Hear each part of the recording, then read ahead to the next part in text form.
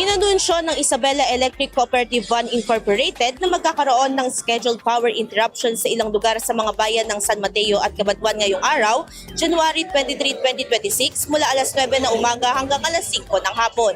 Ayon sa abiso, kabilang sa mga apektadong lugar sa San Mateo ang Bacarenia, Bagong Sikat, Barangay 1 hanggang 4, Bellaluz, Daramwangan Norte at Sur, Estrella, Gaddanan, Malasin, Mapurok, Marasat Grande at Pequeño, Old Centro, Salinungan East at West at ilang bahagi ng Sinamar Norte, pati na rin ang mga barangay ng San Andres, San Antonio, San Ignacio, San Manuel, San Roque, Victoria at Villagamyao. Samantala sa bayan naman ng Cabanatuan, maapektuhan ang Calaucan, Kuling Centro East at West, Del Corpus, Del Pilar, Diamantina, La Paz, Makalawat, Magsaysay, Namnama, Nueva Eira, Paraiso, Rangay, Sitio Binting, Tandul at ilang bahagi ng Magdalena.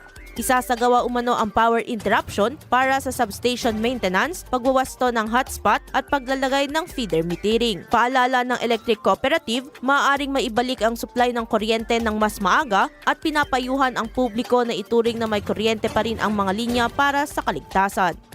Idol, parang bumibilis ba ang pagtanda? Ang dahilan humihina ang cell division na pagpapalit ng bagong cell habang nagkakaedad. Natutuyo ang balat dahil sa paghina ng elasticity. Para mapigilan ito, mag-DTX 500 na may antioxidants at vitamins, polyphenols at flavonoids na pumipigil sa collagen degradation. Sikreto sa pagiging young looking mo para maging healthy mag-DTX 500 palagi. Para sa IFM News, ako si Idol Sena Marie Akdang. Idol! IFM News.